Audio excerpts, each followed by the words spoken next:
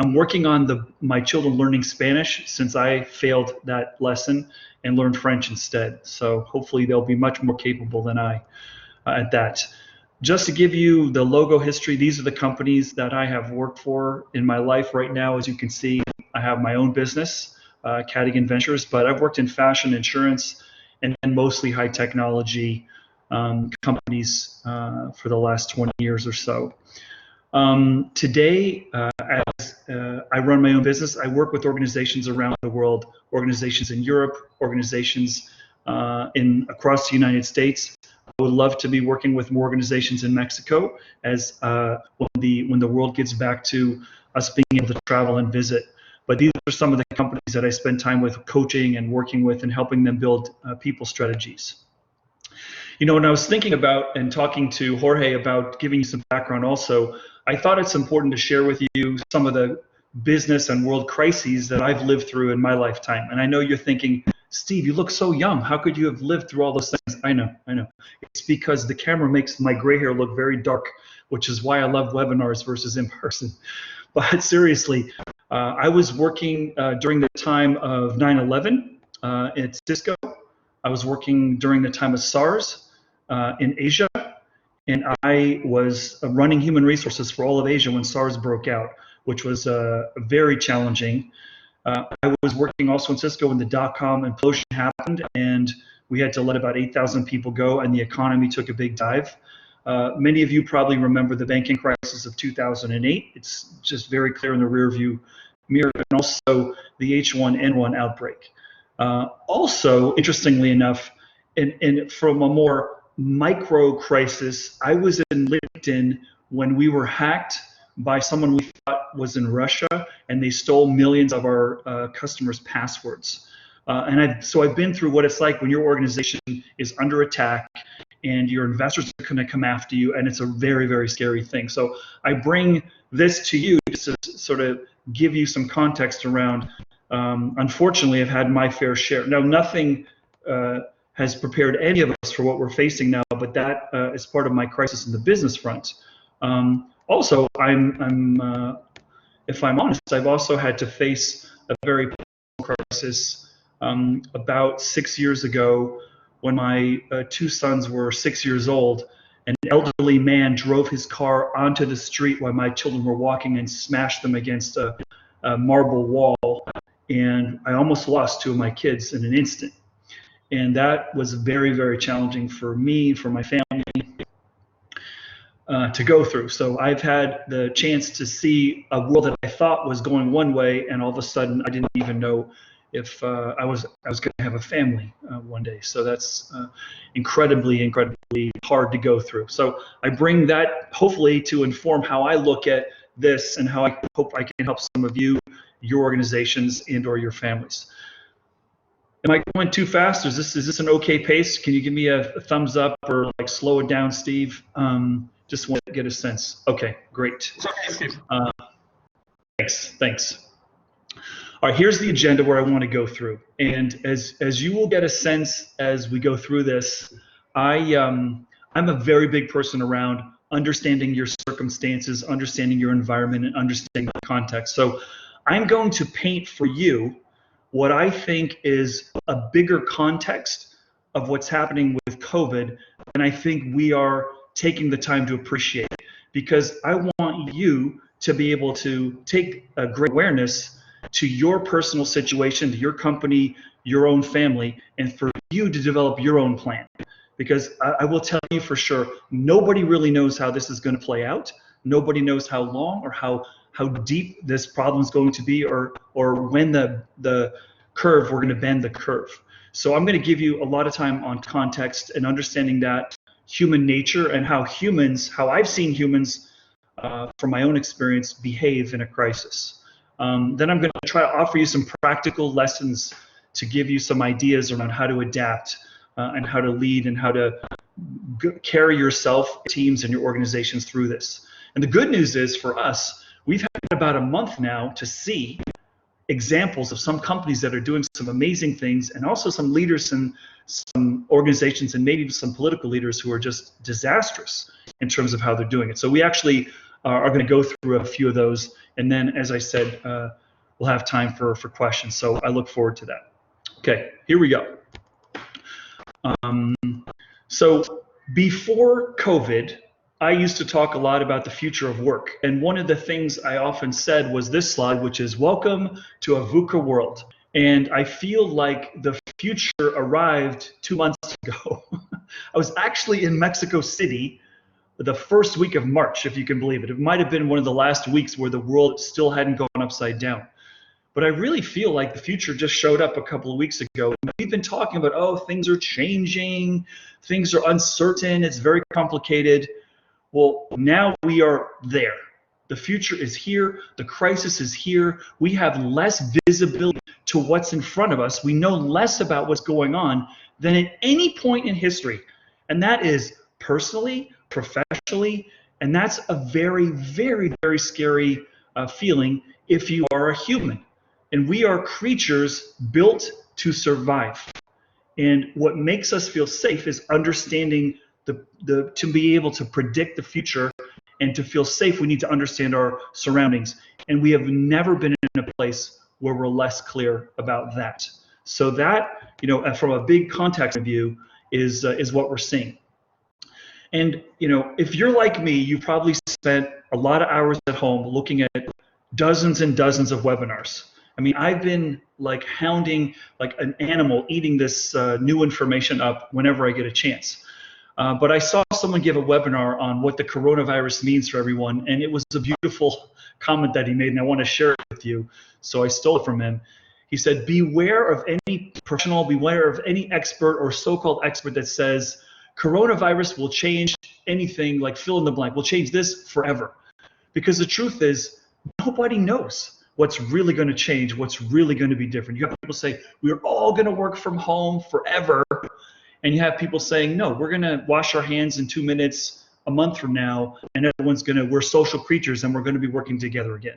Nobody really, really knows how this is going to happen. And what you're seeing, and we see this particularly in the United States, is we see our president saying, oh, we need to get back to normal, we need to get back to normal. And I understand the human draw of wanting things to be like they were. But I can promise you, one of the few things we know is this is a point in history where we take a turn, and some things will never be like they were before. But to what degree, we just don't know. So don't believe me, don't believe Jorge, don't believe anyone else that you hear that says this is forever going to be different, because it's too early to say that. So what are we doing? We're trying to figure this out ourselves. So I'm with you. I'm trying to figure it out. And talking together, participating in sessions like this, I think helps. So not only when I think about COVID-19, are we going through a crisis, but it's the biggest of our lifetime. It's, nothing is normal today like it was a few months ago, but we also have that in the context of other things, big macro things that are out of our control. Global warming, rising sea levels, and severe, significant wildfires around the world. You saw what's happening in California. You've seen what's happened in Australia. I mean, this is not an environment that is meant to make us feel more comfortable, because there are more things happening that make us appreciate how fragile life can be and how life feels to some of us right now. So if you're like me, you're feeling that. I am a person of faith, as is my family, but we're praying hard right now because we want to try to get through this with as little fear as possible. I had a chance earlier in my career, when we went through the dot-com bubble burst, to be working for Cisco Systems. And I was on a team when John Chambers came in one day, when we found out that we were the most valuable company in the world. Today, I don't know who is the most valuable. Maybe it's Apple or Amazon. But we were the most valuable stock in the world in the year 1999, 2000. And the dot-com bubble burst, and then we were no longer even close to that. And none of our leadership team had ever been through a crisis before. We had all been growing the whole company in good times. And John Chambers said something. He said this quote, which I think really resonated for me then, and it resonates for me now. And that is when you're in your darkest moments as an organization and the hardest challenges you ever face. That's when you find what you're really made of. So I want you to pause with me for a second, and I want you to think about times in your life before COVID-19 when you face something, you're on a team, and you face something really, really challenging, and somebody around you, something clicked for them, and they became incredibly, incredibly focused, and they got what I call the eye of the tiger, and they were able to be amazing. And for me, I'm a huge sports fan. There are some players, when everything gets stressful and the game is on the line, they elevate, okay? That's who we all need to be. We need to be that person now that everyone's freaking out. We get calm, we breathe, we focus, and we see things that no one else can see, because when you're panicked, you're not thinking as well as you are when you're calm. And so I think, right now, that's what I'm hoping all of you can think about, is finding that inner tiger for you to get peace with this, because that's so important for us to be able to get through.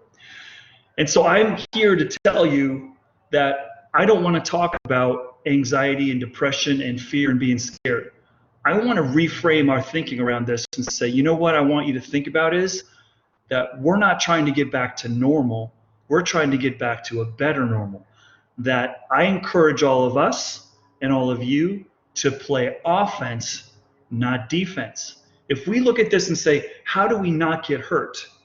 Okay, that's one strategy. If we say, how can we take advantage of this scary time to come out stronger, to come out better? And if I'm an organization, what can I do in my community, in my environment, in my ecosystem, that's going to build stronger relationships? So when the world returns to something closer to the way it used to be, that I have better relationships, I have better respect, I have a stronger position and a stronger foothold. How can I use this scary time to show what I am made of, to show my muscle, that my care and my heart? This is an opportunity. You know it in your own lives. When people are under pressure, that's when you see what they're made of. So now we're all getting a video and we're all getting a movie to see every leader in the world, every organization in the world, how are they handling crisis? I really feel like I'm in school every day. It's fascinating. How is this country handling it? How is that politician handling it? How is that company handling it? It's unbelievable. Now, my bias is that I always want to play offense, and I always want to demonstrate to people that I am worthy of their business, I'm worthy of their trust. It's in dark moments where that is so much easier to do than in normal times, okay? So I want to help you reframe that. There's a way to come through this where the bonds are stronger. Maybe you're not making as much money in your business tomorrow, but maybe next year you will, because of the investments you made now, because of how you treated your people. I'm going to go through a couple of companies that have done some pretty incredible things, both amazing and colossally stupid, over the course of the last month, that are going to hurt their trust or they're going to build their trust. Now it's really, let's just strip it away. This is an incredible time for you to demonstrate what you're made of. And that's what I really, really want people to try to take advantage of here. When I told you earlier, I was in Singapore when SARS broke out, sitting in Asia, and I realized very quickly that when there is something like COVID-19, that is not the biggest problem. The disease is not as big as the other problem, which is panic. Panic is much harder to deal with because it's unpredictable. Virus, we can figure out the virus. It's going to take us longer than everyone wants. We will figure out the virus. But panic is really hard to figure out because everyone has a different threshold of what makes them panic. Different people absorb different information. Different people don't absorb information. Different people are nervous by different things. And from one person to the next, that is very, very hard to deal with. So I'm going to talk to you around that baseline of this notion of how do we face a population where there are varying degrees of anxiety, fear, and in some cases, the worst case, panic, okay? Because people are not rational when they're in panic mode. Highly emotional, highly irrational, very, very hard. When you have that at scale, when you have many, many people in that domain, that becomes challenging, obviously. We're all seeing that right now, right? Okay. So let's talk about some examples that we're seeing out there on the good and the maybe not so good. All right. Coursera, some of you may know, is an organization that does online learning. And they decided for the next few months that they are going to strip away the cost of anyone who wants to take a course there, make it for free. That's amazing. And they're also sharing courses, the best, highest rated courses in their whole catalog. They're coming out of some really amazing learning institutions for free. That's cool. Tesla. Some of you have probably heard of Tesla, an incredible energy company, electric car manufacturer. Tesla volunteered, no one asked them to fully reconfigure one of their factories and are making thousands and thousands of ventilators at no cost. They never asked for money, at no cost to them. Amazing. Louis Vuitton in France reconfigured every single, as far as I know, this may be putting more drama behind this than is the case, but from what I understand, they reconfigured every one of their perfume factories into hand sanitizers, which they will give to the French government for free. So think about this right now. If you're a business person and you're opportunistic, okay, and you're calm and you're thinking about what could the future look like, there's a pretty good business case that hand sanitizers will be a good business.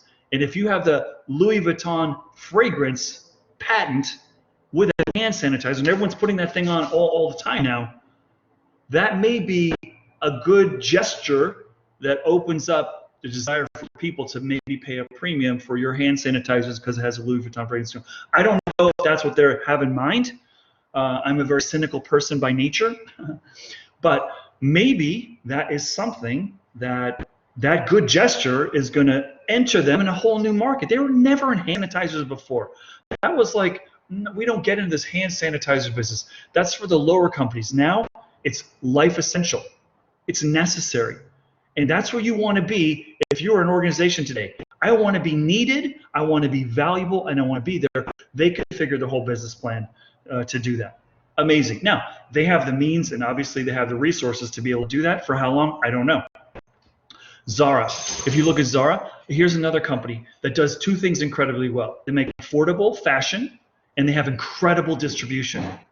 They went to the Spanish government and said, we will give you our entire distribution, manufacturing team if you need help with anything, to juggle resources in the country, whatever you need. And we're going to reconfigure all of our resources to build PPE gowns for medical workers.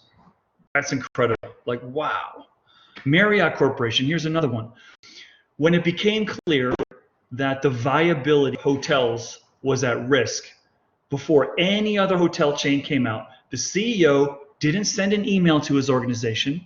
He didn't have his lieutenants and his other employees get in front and communicate, oh, we're going to have to let people go. He got up there.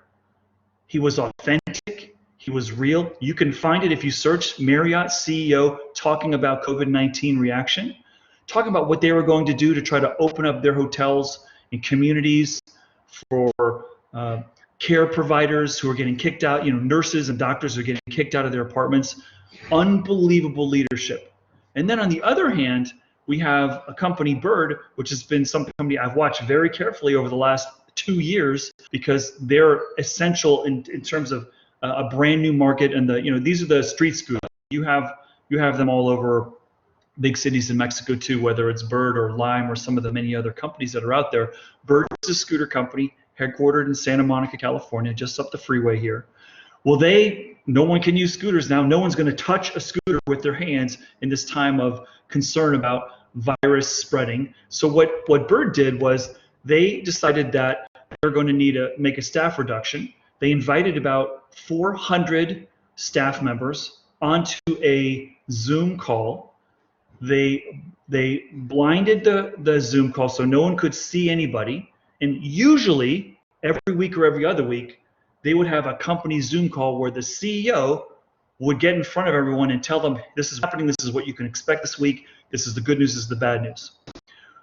Nobody knew what the call was for. No one knew why they were there, and no one knew who'd called it. They just had a meeting invitation to go to this Zoom at a certain time.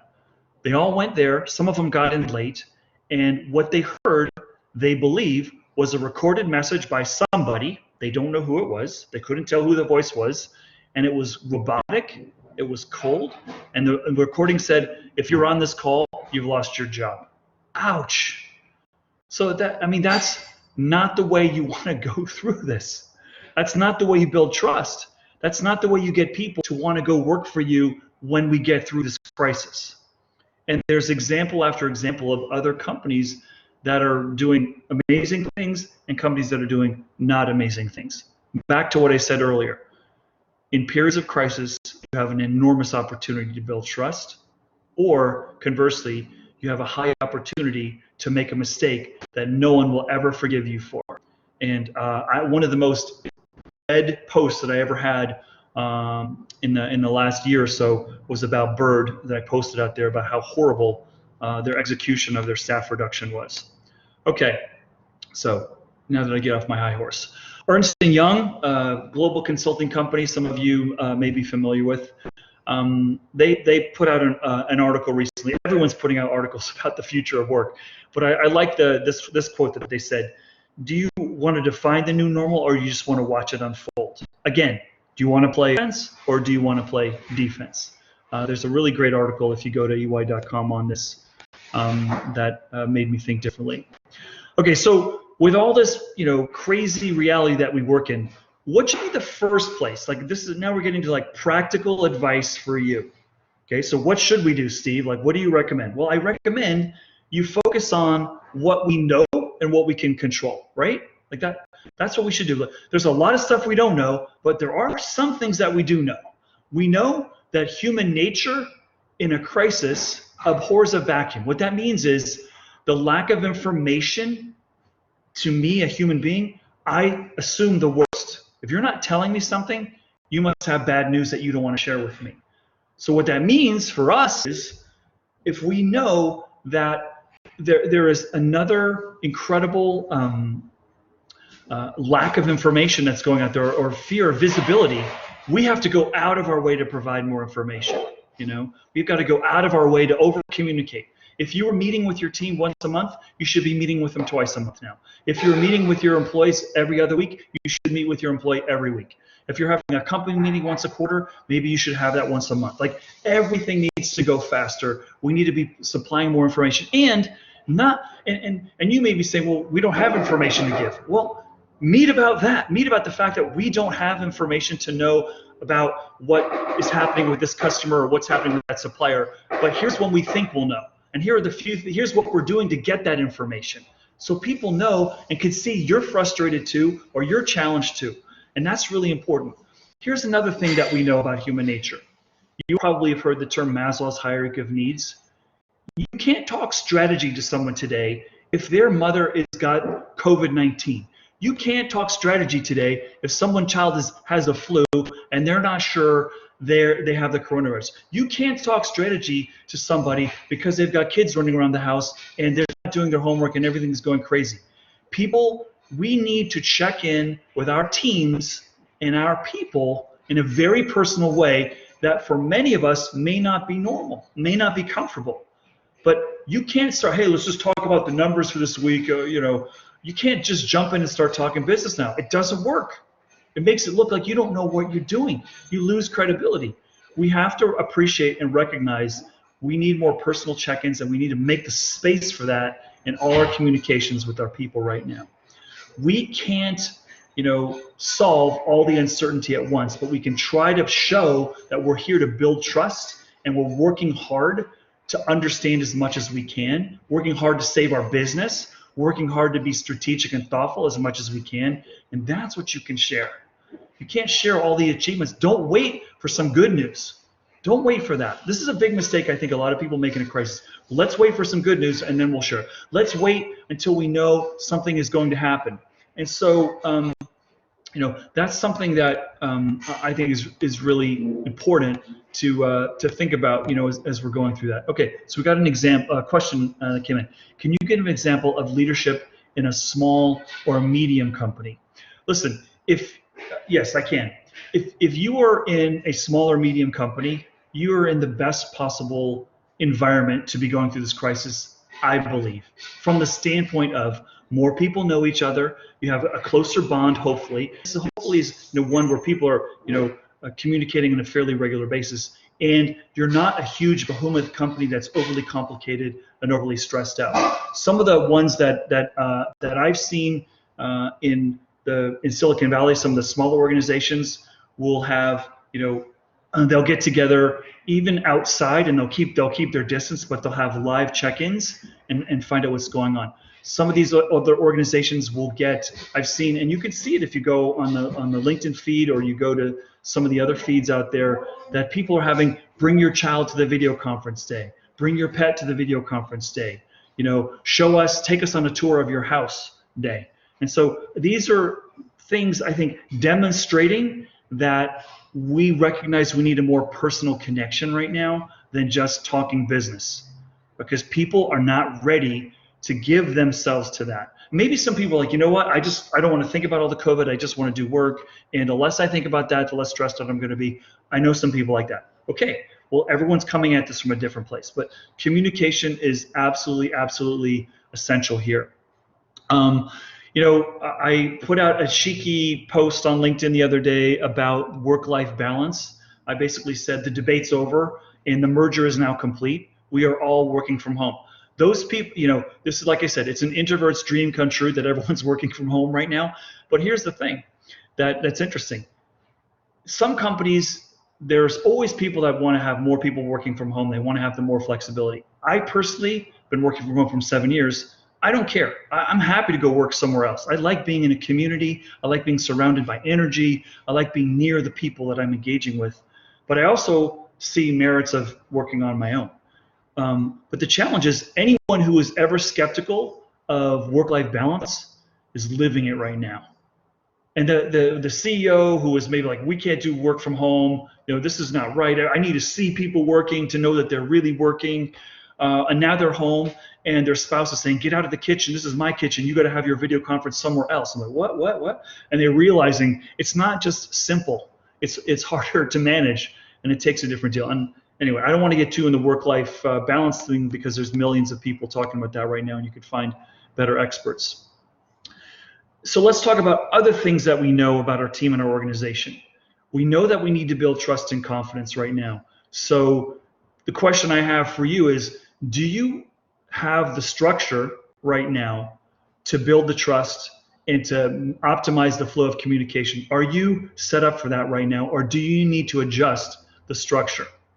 Okay, maybe you have lots of different levels, and maybe you need to collapse them, and maybe you need to move things around, because that's the first thing that I would want, is to make sure the flow of information is quick and rapid, and information is getting to the right people. And if I need to redesign that because of the flow of information, I'm going to learn it quick, because right now, if your information is not flowing, you're going to get exposed really quickly. Just like these companies that are making mistakes, they're getting exposed right now really quickly. And I think it's great for all of us. If any of you are thinking of making a job change right now, you're getting to look around and see who knows what they're doing and who has no idea what they're doing. And that's good information. That's really good information. I mentioned this middle bullet point, how often you meet and how you meet is probably going to need to change. We're going to double the rhythm. You need to pick up the rhythm. You got to meet more frequently. Even if you have nothing to share, you have to share your care. That's what you have to share. You have to share your check-in. How are you? What's going on? Are your parents okay? Are you feeling safe? Is there anything we can do for you? Maybe you need to borrow a company vehicle. Maybe you need to, borrow a company facility to do something, or some company resources. Or did you run out of toilet paper? Okay, we have some in our supply closet. Now's the time that you need to be checking with people. If you need to reorganize for crisis hotlines, this is one thing that when we were going through SARS and Cisco, that we realized was that in every field office we need to have a crisis owner, someone who's collecting the information. So Because what could happen in organizations is everyone's complaining all over the place. Well, you need to say, where are the concerns? Who are they going to? What's the right person? What's the right place and time? And how do you deliver that information? So you need to get your crisis line set up. Now, all of us live on the West Coast. You guys, many of you are in Mexico City. We're in California. What's another reason to have crisis line? Because of earthquakes, right? We always have in the companies that I've worked in, there's always crisis owners. We used to have the fire drill. Remember, we've had fire drills before. We may have pandemic drills now. Okay, we're going to do a fire drill. What happens? Maybe the new thing is, okay, we find out there's a pandemic. Okay, what's the first thing we do? Okay, shut down all travel, make sure that we've got the proper sanitation, all kinds of things going on to make sure. Another thing that can happen when something happens very quickly, like an earthquake is, how do we know where all of our employees are? Do we have all their phone numbers? Do we have all their cell signals? Do we have all their personal email accounts if the company email is not working? So there's all kinds of data that you need to make sure you have so you can reach people quickly and so you can contact them to find out, are they okay? Are they not okay? Or we need to urgently get you information, okay? So that, you need to figure out the DNA. And every organization is probably figuring that right out as we go through this. Another reason that you need a crisis team is because of misinformation. And guess what? We're humans and we love rumors and we love to freak out and we love to freak other people out. And so I would say at certain points in my career, my full-time job has been to crush rumors. Believe it or not, I'm telling you the truth. When we were, and this is different, but it was similar in terms of it was crazy. When I was there and we were growing from 1,000 to 2,000, the rumors were crazy. We're a big company. Nobody knows what they're doing. We have too many meetings. We're hiring too many people from Yahoo. And we would go, the CEO and I would go and we'd meet and say, what's on your mind? Okay, well, too many people from Yahoo. Why is that a problem? Oh, because that company is doing so poorly. Those people are going to be like a bad germ in here making us all poor perform just like Yahoo. We say, well, what's your proof of that? Do you have any proof? Because those people hated leaving and they're very sad, but they're excited to be here. So maybe that new energy is going to, and so we just had to keep, this is another one that happens when you grow really fast and everyone gets crazy. Everyone that's an executive is hired from the outside. You're not growing anyone on the inside. So you say, okay, well, let us do the research and get back to you. And then we came back and said, look, twice as many people are hired for these leadership roles from inside than outside. Why are you running around saying that's happening? It's not true. This is a ripe, fertile environment and I'm sure you've heard, like I have, all these theories out there around how the disease started. Where did the disease come from? Is China being honest? How come New York is hit more than California in terms of the explosion? Did it come from China or did it go from China to Europe? And some of these we may never know, okay? But that is not the kind of conversation you wanted. Like, hey, let's focus on what we know. Let the experts try to solve what we don't, okay? And a couple of these other points I've already covered. But the last one I want to dig into a little bit more, just to appreciate again around what we know. I think we know that everyone right now is what I call hypersensitive. Hypersensitive. Any decision you make, any communication you give, I think people are going to react to. People are going to measure. People are going to be, why did they do that? Or why didn't the leaders do that? And how come we're not moving fast enough?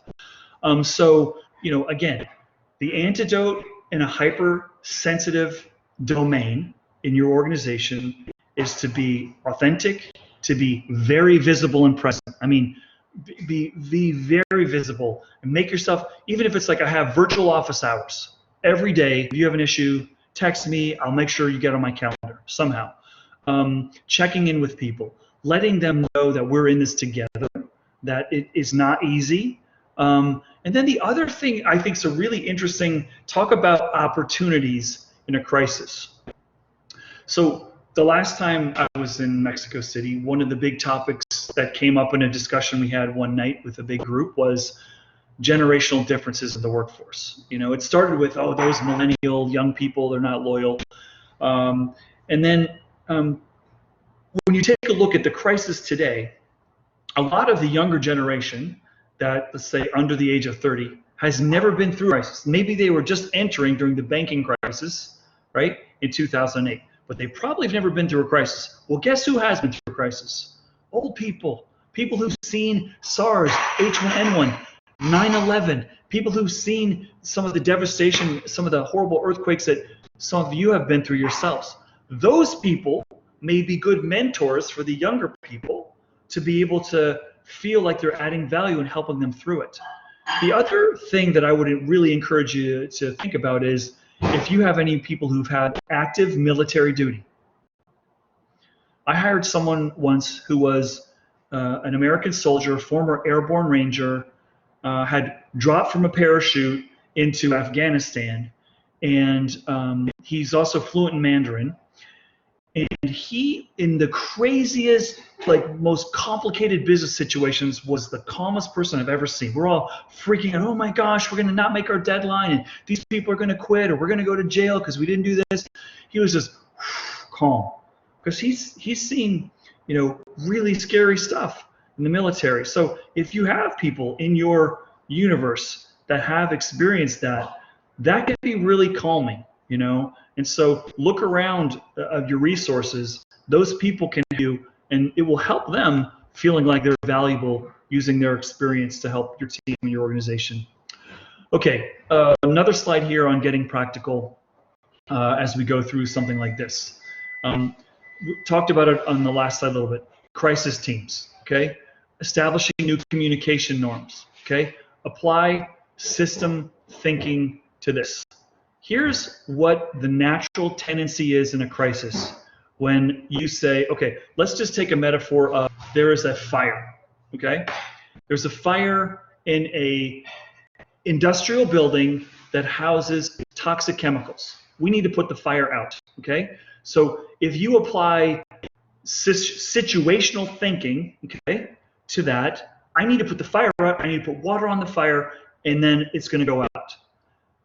So what the unintended potential consequence of that, if you're putting water chemicals that you don't really know what they are, is you could be creating a worse chemical reaction, or you could be spraying those chemicals into your drinking water system, and now you're poisoning more people than you're all starting the fire. What we have to do is apply systems thinking. Okay, that's on fire. I need to get that out, but if I get it out the wrong way, I create a worse problem. You follow me? So we need to, in our own situations and businesses, be able to apply system thinking. If we go back to Bird, if Bird Scooter Company had called me and said, oh my gosh, we need to let people go, and the first question I would be is say, why? How do you know? How do you know you need to let people? Because our expenses are too high. Okay, is there a way to put them on furlough? Is there a way to lower everyone in the company's salary? Is there a way to, and what Bird did is they basically fired all the low people and none of the executives, okay, which is another huge mistake. So if you apply system thinking, I would say, okay, we could do that, but this is what's going to happen. Your brand is going to take a hit. People are going to never forget that the first thing you did was knee-jerk, you fired a bunch of people. Did you tell them you tried to cut, you know, costs on this? You tried to refinance your loan. You tried to get a government bailout. Did you tell them 20 things you did before you fired them? Did you just say, sorry, it's really bad, crisis, we're going to have to let people go? That's situational thinking. That's not system thinking. And it's hard. It's hard when you're in crisis to say, sit back and use system thinking. I get it. And I'm not faulting those people, but I'm using them as an example of this is what happens when you use situational thinking and not system thinking in solving something. So here's a temptation in a crisis. Reassure people with information that's not true, or you're not really sure it is true, by offering false assurance. Oh, we're not going to let any more people go. Everything's going to be fine next month. How could you possibly do that when none of us know what the heck's going on? That's just bad judgment right now. It's coming good intention of calming people, but that's situational thinking gone wrong. We need system thinking to go right, okay? So really, really think some of these decisions through. And it's hard. It's really hard because you feel this urgency. I'm a leader. I have to be decisive. I have to do something now. And that could backfire and create a worse outcome.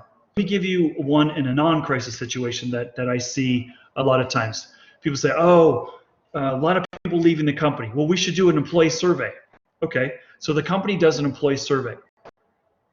And then they never tell the employees what happened in the survey. So now they did a survey. The employees think, oh, they're asking us a question. We're going to give them advice. The company never does anything. Now they've got a worse situation because they looked like they were going to do something, never did anything. So if you're not going to do something, don't ask the question, right? It seems kind of simple, but I'm telling you. So I want to try to offer a little bit of hope now in this slide around going forward, and that is, if we take a look at times of crazy like we're going through right now, times of just impossible circumstances, with so many people are very, very close to being, without a home, without food. It's hard to get optimistic, right? And I feel that in my heart. But if you look at let's just take a look at unicorns. This is sort of like my neighborhood in Silicon Valley. Unicorns, again, companies that moved very quickly to $1 billion valuation. There's over 320 of them right now in the world. 90 of those 320 were founded when? In 2008. And the last financial crisis is when many new unicorns. So you've heard the expression. I'm sure there's a Spanish corollary to this. Necessity is the mother of invention. Hard times force people to think and look harder than good times. And so there's opportunity here, and so I talked about earlier, playing offense. Start creating the future now versus holding on to the past. The past ain't coming back. We know that. We don't know what the future is, but let's make it better than the past was. Instead of fighting for the past, let's accept that we need to build something new. Another really interesting thing that I'm seeing play out in working from home, shelter from home thing, aside from my challenge of having a refrigerator about 10 feet away from me now, which is not a good thing for me, is this notion of peer-to-peer learning is really taking off. Usually when you're in an office setting or you're in a facility, there's some figurehead leader giving instructions and we're all listening. Well, now the network, all of us have to rely on each other to understand what's going on more than ever before. And so that's really, I think, an upside that we have in this environment. So a comment came in and a question. Our government is one of false assurance, and how do we stay away from that? Well, I guess the system thinking of that is, let's try to put people in government who are not going to behave like that, and let's try to hold them accountable. Trust me, we are no longer the beacon here in America of a system that's working great. This is really hard times for us too. We're trying to figure it out too. What I do is, I try to find the people that I think now I want to make decisions based on science, not based on how you want to be reelected.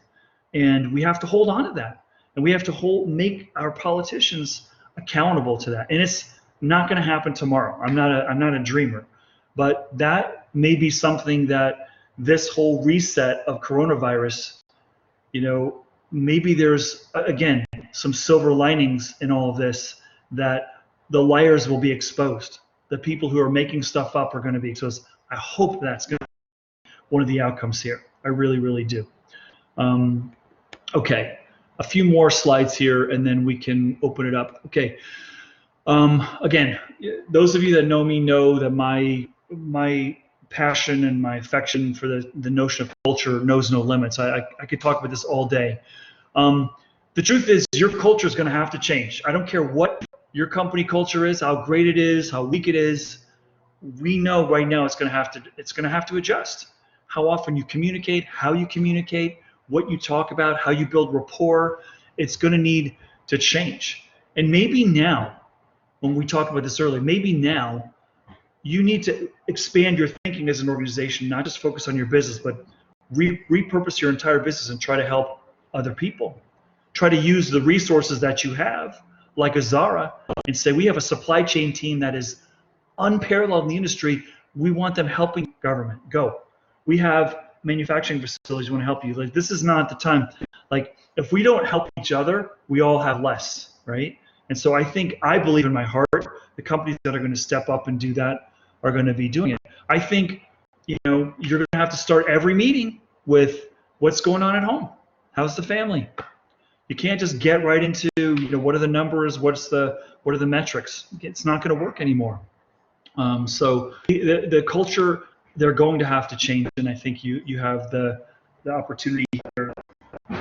Here's one of my favorite quotes when I talk about the future of work, and I've been talking about this before COVID-19, that it truly is about adapting right now. And we're getting new information every day. It's literally like we are all in a biology class right now.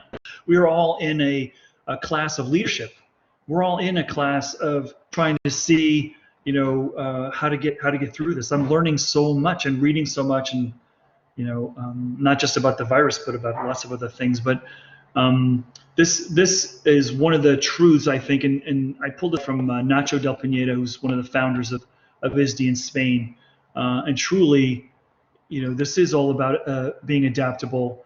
One of the cool researchers that I follow really believes that, what used to be important for individual performance was your IQ, and then the hot term was EQ, and right now I believe AQ is really where it's at in for all of us, particularly now. And capacity to absorb new information, to learn and to unlearn stuff, and that's hard.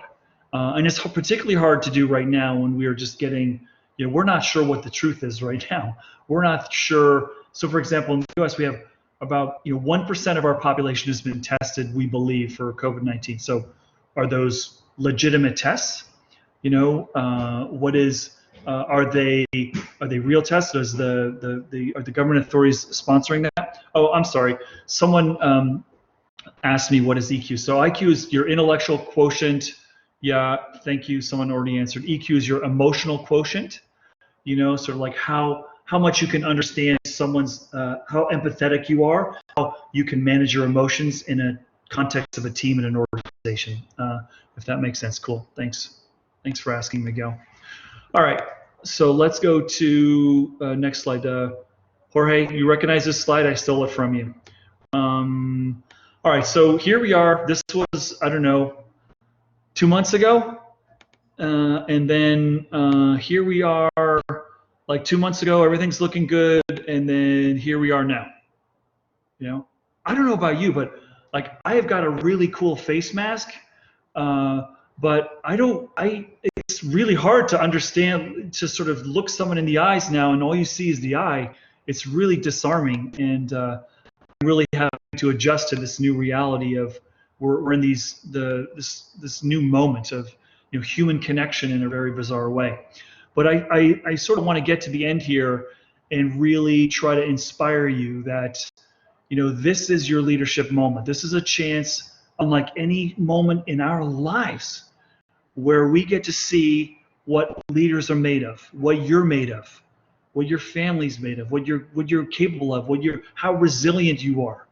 And your employees' needs have changed, your needs have changed. Has leadership style changed to it? It has to change. I really want to push for us to think about playing offense more than playing defense. And a company's strength now is not going to be about getting it right. It's going to be about how well you adjusted to new information and new things that are happening, and how much you gave versus how much you didn't give. I think everyone's going to be measuring that in this hypersensitive reality. So it's a huge, huge opportunity for us. And if we can get out of feeling sorry for ourselves, we can get out of feeling defensive. I think it's as good an opportunity as we're ever going to see about that. Okay, I'll tell you, from my work experience, one of the most challenging things, if you work for a company, that you can ever go through, other than losing your job, is to have your company bought. If you are in a merger or an acquisition, if your company's ever bought, when that happens, you don't know, do I have a job? Are they going to fire everybody? Are they changing my salary? Do I have a new boss? Am I working on the same thing? Everything that you thought was there is gone. And I did that for 4 years of my life. I did that for 4 years. I've worked in acquisitions, and it is the most turbulent, experience. And so my job, I was the human resource leader for the companies buying these companies. I was at Cisco, and we bought, in 4 years, about 50 companies around the world. And my job was to go and stabilize that team. And so one of the things that we learned was the best way to build trust is to solve a problem. So and the same applies in sales. Your most loyal customer is never the customer you never had a problem with. And you've always served well. It's the customer you had a problem with. They had a problem and you fixed it, because that's when they saw what you're made of. And so when we would go through acquisitions and someone would say, oh, we know you're going to close the factory, or, the doctor on our medical plan is not in the doctor in your medical plan, so we're screwed, and we would fix it. We're like, nope, we'll fix it. We paid a lot for this business. I want you to have the same doctor. That's something that we can take care of. And so this is that moment. This is that moment where, people find out what we're made of. And we in the merger and acquisition team, we looked forward to problems because it would help us show. And it was problems that our own company was making. Like someone in our company would say something that wasn't true, and it would get to the company we're acquiring, and they would freak out, and we go, whoa, whoa, whoa, that's not true. Let's get that person on the phone, and we'll get it straight. So we worked very, very hard on that. And so I think, again, this is an opportunity. Okay, so in conclusion, and I hope that you all have some questions here. Be the one with the eye of the tiger that we talked earlier. Be that person that in moments where everyone's freaking out, you're calm, you're focused. You're, one of my heroes, Michael. You're Michael Jordan. In those crazy moments, you want the ball. Give me the ball. Be messy. Be Jordan. You want to be the person that's got it. Use this opportunity to build muscle. And as I said earlier, resist the temptation to give false assurances. Resist temptation to pour fire on a chemical, to pour water on a chemical fire. Resist the temptation of thinking about the situation and having a situational mindset, because really, really what you want is a sustainable mindset to help see you through. And that's really hard to do when the lights aren't on and we're in a lot of darkness right now. So I want to thank you for joining. I want to thank you for having your dinner or your drinks with me. It's hard to present, I got to say. It's really hard to present when I can't see you. I can see Jorge now. He's riveted. But it's really hard to present when you're a speaker like I am. Like my business of teaching and speaking, I've always done webinars, but I much prefer an in-live session where I could see the eyes and I could see, are they understanding or am I totally confusing? So I'm just assuming that you're listening and understanding and you're nodding your heads. I also want you to appreciate, like, this is the longest hair that I've ever had as a teacher in a webinar. And as I said earlier, the good thing doesn't show how gray it is when you're on the webinar.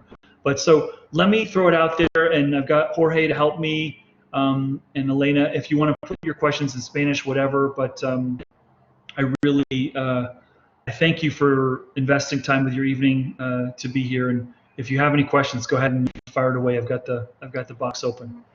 Carlos has his hand lifted up. So Carlos. Thank you. Hi, Steve. How are you?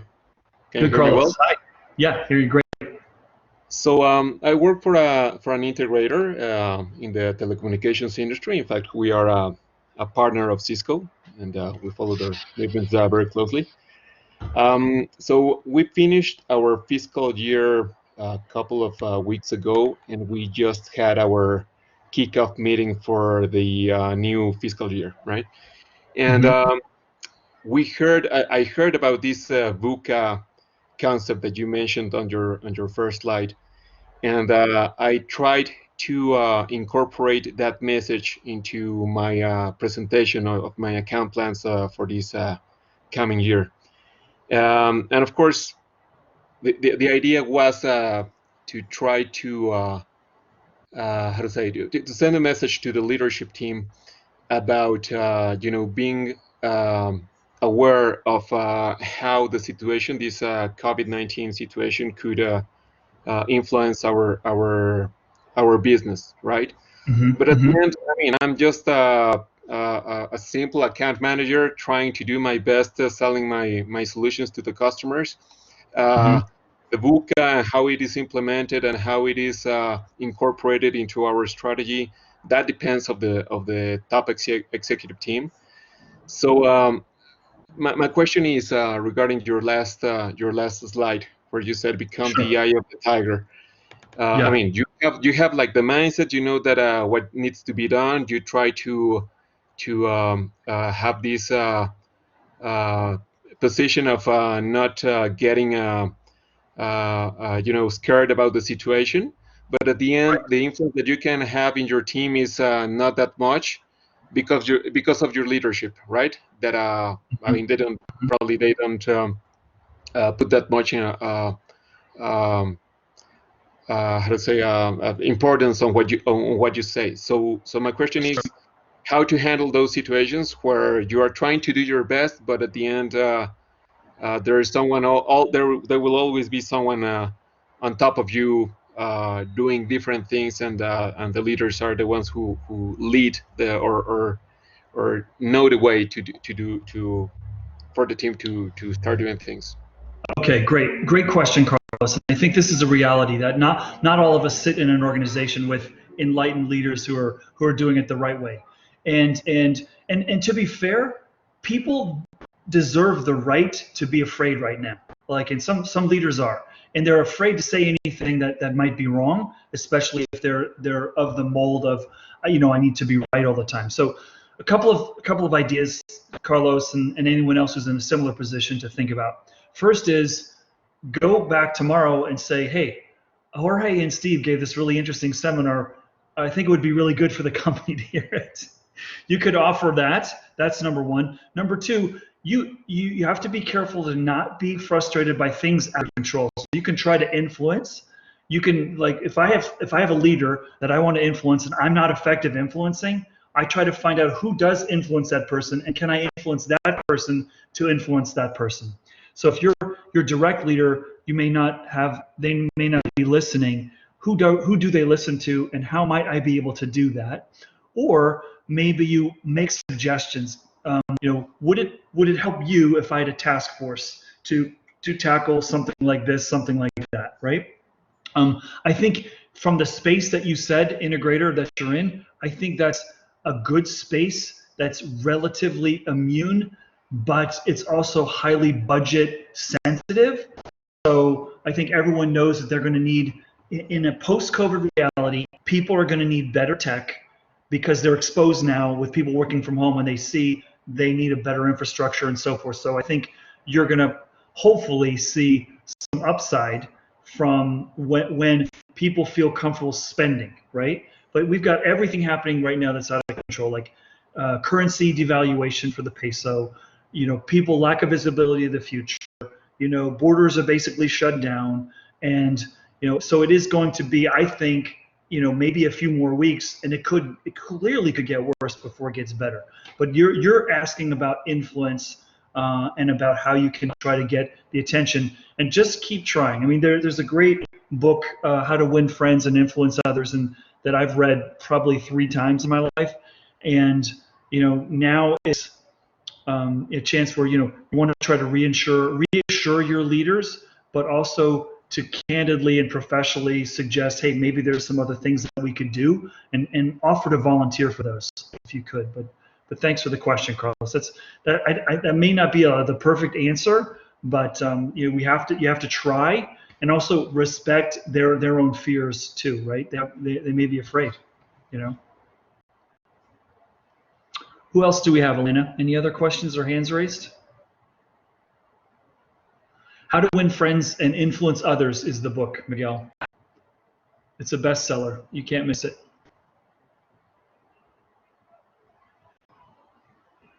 Okay. All right. So got another question here. I have a medium-sized company. We haven't had any sales at all. My industry was horribly hit. How can I increase my workers' morale? We had to lower the salaries quite a lot. What do you recommend? Oof, you know, that's hard. You know, you can't sugarcoat the reality of being, you know, in a difficult spot. If I were in your shoes, I will try to, you know, be honest and realistic, you know, and how much time do you really have, and how much funding do you really have, and you're gonna have to try to make some really hard decisions. You know, this is the thing where, you know, trying to save as many people as possible is a good idea, but trying to scenario plan as much as possible. You know, can you get a better loan terms from your bank? Can you lower your retail? Can you lower the cost of your building, your lease? Can you get a deal on that? I don't know if Mexico is doing anything. The government here has given away $2 trillion. I don't know who got the money. None of my friends have seen the money yet, but some businesses are getting that. To the extent that you can, to the extent that, you know, that maybe there's different things you could do for now in COVID that could give you some short-term revenue. Yeah, I'm sorry that you don't have that support, but it's hard. And, you know, be honest with your finances. If you're not going to make it very long, you have to and make the really hard decisions. You're going to have to, you know, maybe some people are going to have to be let go, or some bigger costs that are going to be painful. You're going to have to make. It's impossible right now. And, you know, this is where you want to be careful to fall into that everything's going to be okay message, and just let people know, yeah, this is really hard, and it's the perfect bad storm for us, that our boat might tip over. Like we might not make it. We're doing everything that we can to prevent that from happening. And if there's things that they can do to help, try to get them to help. You know, I'm sorry to hear that. That's really hard, and you're not alone, unfortunately. Yeah. Okay. Anything else? Any other questions, Elena, that you see, or any other hands raised that I didn't see? No, I think you answered all of them. ¿Ninguna otra persona tiene alguna pregunta?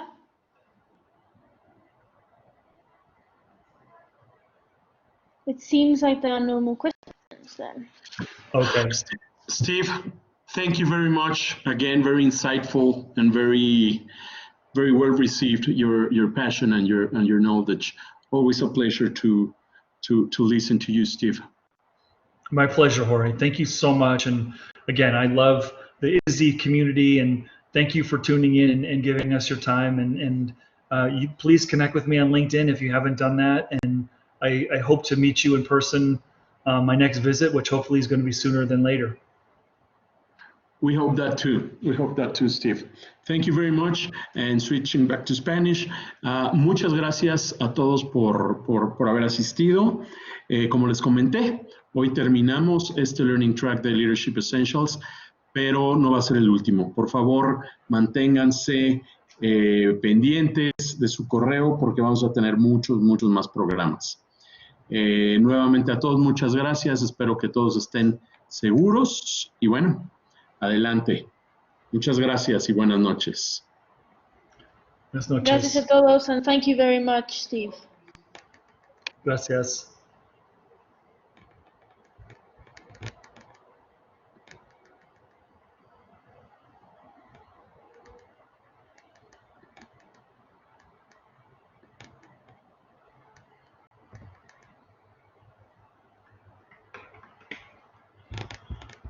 Okay.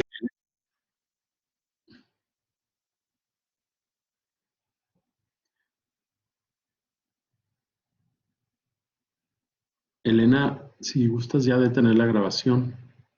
¿Cómo? Si gustas ya detener la grabación.